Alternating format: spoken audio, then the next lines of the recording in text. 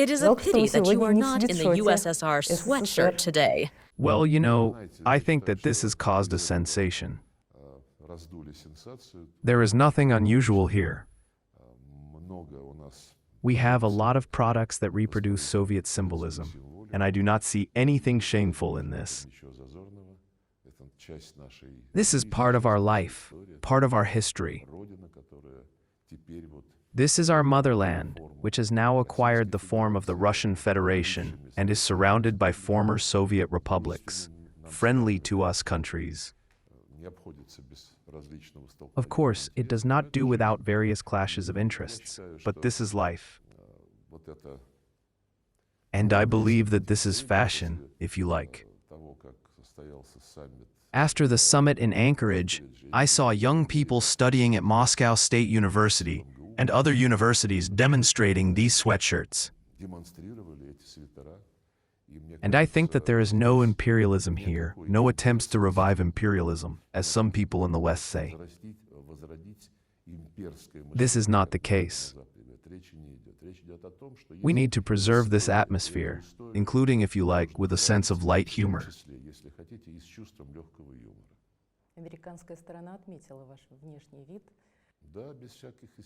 Yes, without any hysteria. They just said that they liked it. This is like a shirt, as Mark Rubio put it. And in general, what was the atmosphere there? There was a very good atmosphere. It is reflected in the statements that were made after the talks between President Putin and Trump. It was a useful conversation.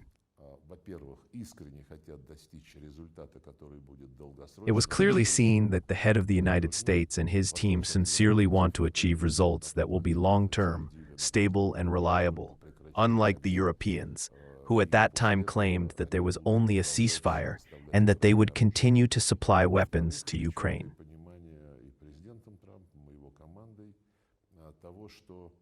And secondly, President Trump and his team clearly understand that this conflict has a reason.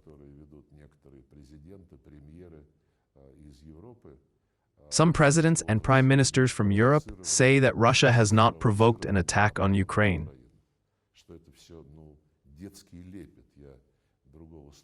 I cannot find another word to describe this. The main thing is that they continue to say this.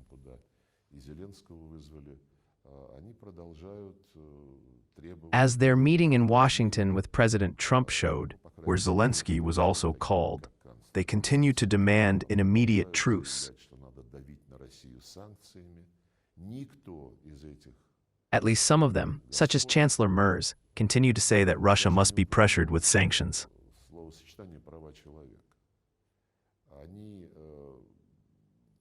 None of these leaders has even mentioned the term human rights. When they discuss any foreign policy on the countries headed by people not from their camps, such as Venezuela, China, Russia, and even Hungary, they always put the demand to ensure human rights within the framework of the world order based on the rules. If you look back at what they have been saying about Ukraine over the years, you will never find the word human rights.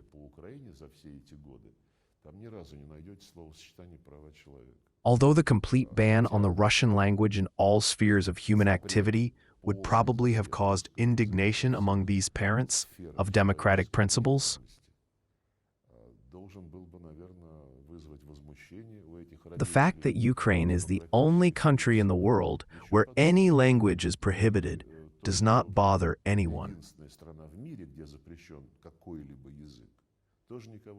When they say that they will probably have to agree to the exchange of territories, some of them have already said this. But first of all, Zelensky should decide this himself, and secondly, we will launch a peacekeeping operation. Forces, armed forces, in the form of peacekeepers. What does this mean?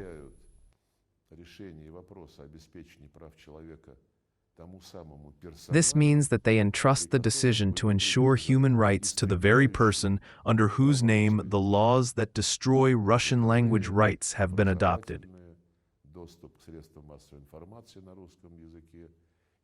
Language, education, access to mass media in Russian, the right to their own religion, when the law that prohibits the canonical Ukrainian Orthodox Church has been adopted.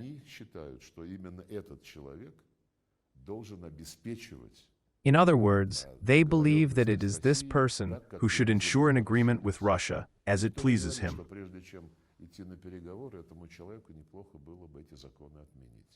No one says that it would be good for this person to cancel these laws before the negotiations, at least because the UN Charter states that it is necessary to ensure respect for human rights, regardless of race, gender, language, or religion.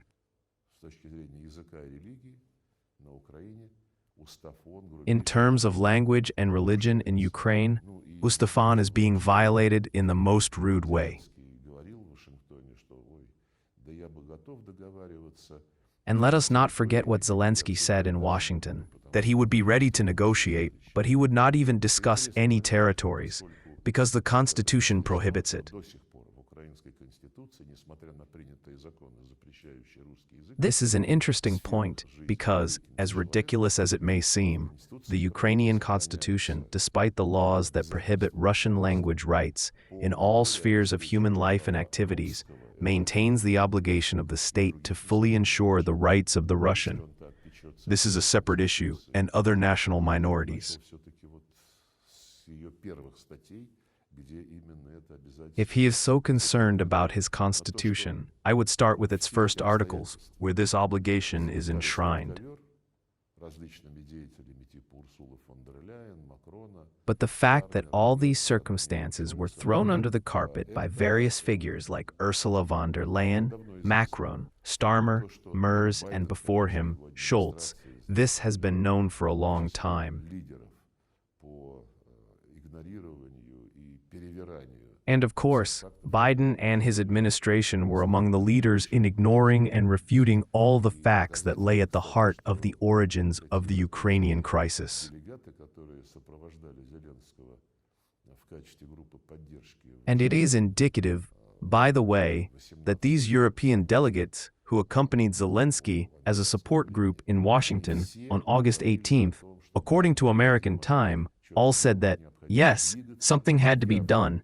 Something had to be done, clearly responding to the fact that President Trump and his team, especially after the meeting in Alaska, began to approach the settlement of this crisis much more deeply, realizing that it was necessary to eliminate the root cause, which we, President Putin, have been constantly talking about.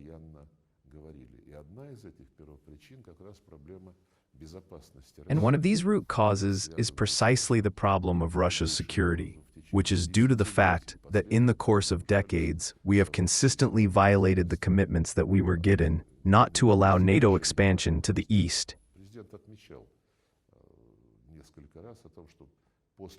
The president noted several times that, after these promises, there were 5 waves of NATO expansion. And when people say, well, it was verbally promised, it is nothing like that.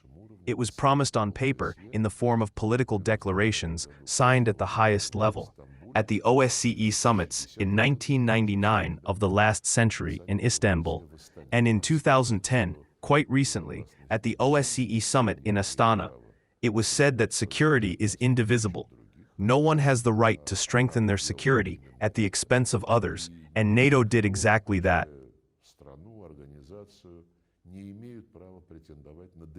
And no one, including the country, the organization, has the right to claim domination of the OSCE space.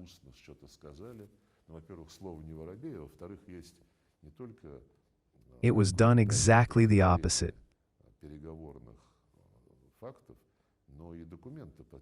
So it is deceitful when people say, well, it was verbally promised. But, first of all, this is not Vorobyev's words, and secondly, there are not only documentary confirmations of negotiating facts, but also documents signed, I repeat, at the highest level.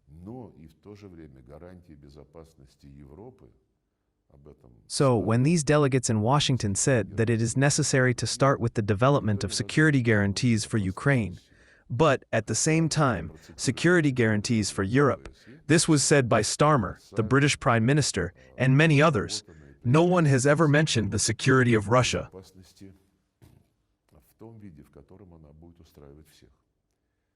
Although the OSCE documents I quoted, universally developed and adopted by consensus, require security in the way it will suit everyone. To this day, this high-profile attitude to international law, to those promises that are very often given falsely and fixed on paper, can be felt in the approaches of these citizens to the current Ukrainian crisis. Without respect for the interests of Russia's security, without full respect for the rights of Russian and Russian-speaking people who live in Ukraine, there can be no long-term agreements, because it is these reasons that need to be urgently eliminated in the context of regulation.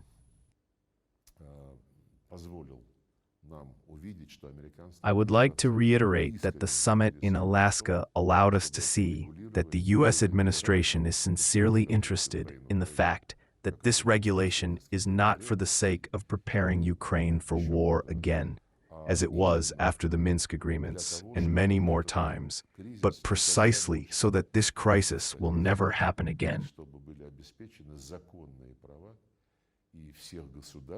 and to ensure the legal rights of all the states located in this part of the world, and all the peoples that inhabit these states. By the way, this understanding was confirmed during yesterday's night phone conversation between President Putin and President Trump, who called our leader to tell him about his contacts with Zelensky and this group of European support.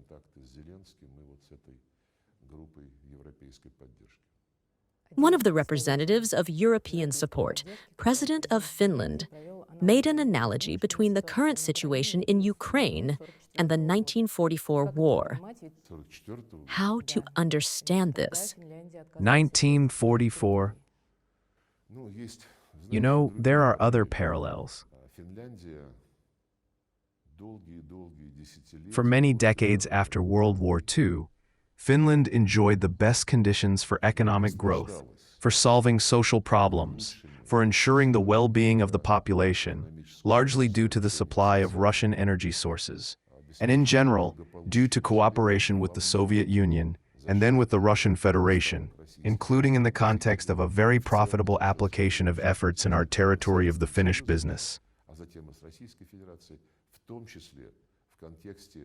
The benefits that Finland received from these special relations with our country, especially due to the fact that it adopted a decision on neutrality, were simply thrown into the garbage pit at once. This makes you think about the following. In 1944, Finland, which fought on the side of Hitler's Germany, on the side of the Nazi regime, and Finland, whose military units took part in many war crimes, signed an agreement with the Soviet Union. Mr. Stubb, who I know very well, was the Minister of Foreign Affairs. They signed an agreement that stated that there would never be a Soviet Union or Finland entering any structures aimed at another negotiating party. Where is all this? They have now entered the same structure that considers Russia an enemy. Therefore, if he means the territorial changes that occurred as a result of the Second World War, then yes, this is one of its results. And yes, territorial changes are very often an integral component of reaching an agreement. There are many such examples. In this case, I would like to emphasize once again that we have never said that we simply need to capture some territories. Neither Crimea, nor Donbass, nor Novorossiya were ever our goals. Our goal was to protect the people, the Russian people, who have lived on these lands for centuries, who discovered these lands, who shed their blood for them in Crimea and Donbass, who created cities like Odessa, Nikolaev, ports, factories, and many others.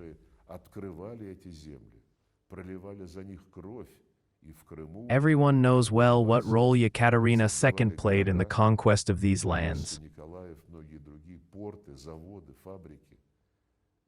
Everyone knows well how these lands eventually became part of the Ukrainian SSR and then became part of independent Ukraine. But they became part of independent Ukraine on the basis of the Declaration on National Sovereignty, which was adopted by the Kiev leadership back in 1990. It clearly stated that Ukraine would forever be a nuclear-free, neutral, non-united state.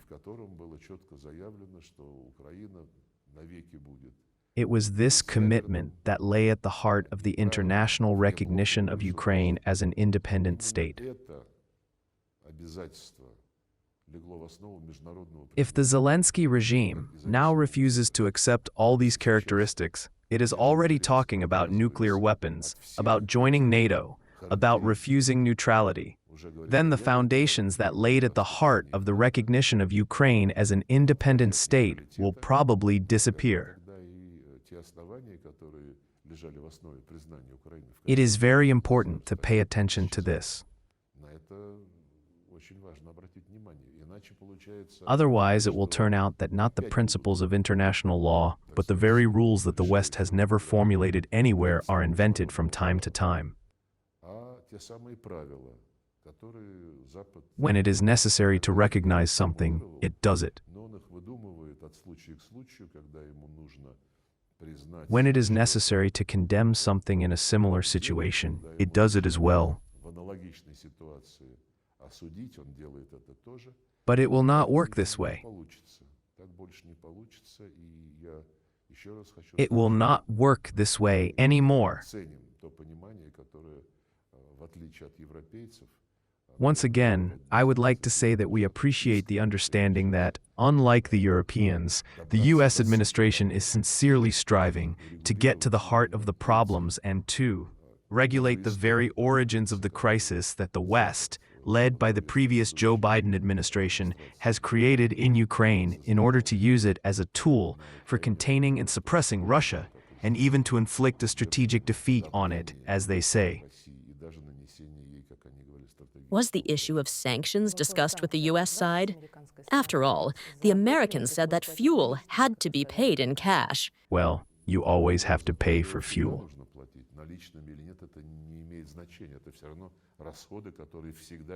It does not matter whether it is cash or not.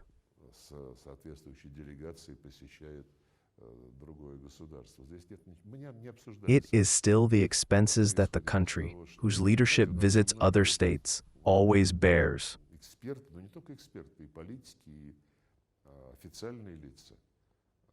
We did not discuss sanctions.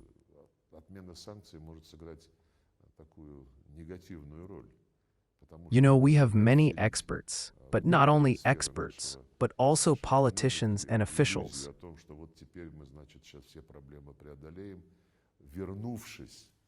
We have repeatedly said that the cancellation of sanctions may play a negative role, because it may once again instill, in some areas of our economy, the illusion that we will now overcome all the problems, having returned to the schemes that were developed and introduced in the 1990s and early 2000s.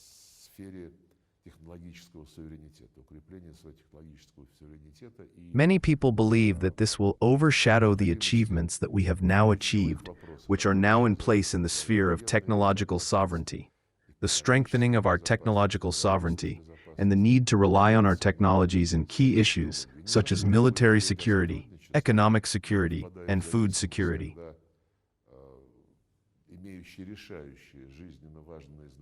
We should not slam the door for cooperation, but we should not fall into addiction. when we do not have the most crucial and vital goods and technologies.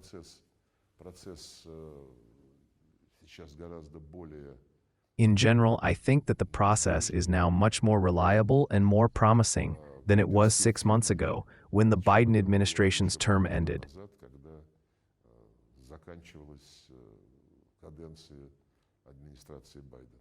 Will there be bilateral negotiations, trilateral negotiations?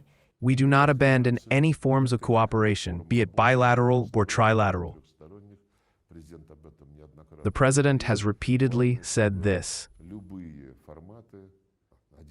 A main thing is that any formats, 1+1, 1+2, multilateral formats, which are also numerous, including within the framework of the UN, should be included, not so that in the morning someone would write about it in the newspapers, or in the evening show it on TV, or then rummage through social networks, trying to get rid of such propaganda foam, but so that step by step, gradually, starting from the expert level, and then going through all the necessary steps to prepare for the summits, we will always support such a serious approach. Any contacts with the participation of the top officials should be prepared very carefully.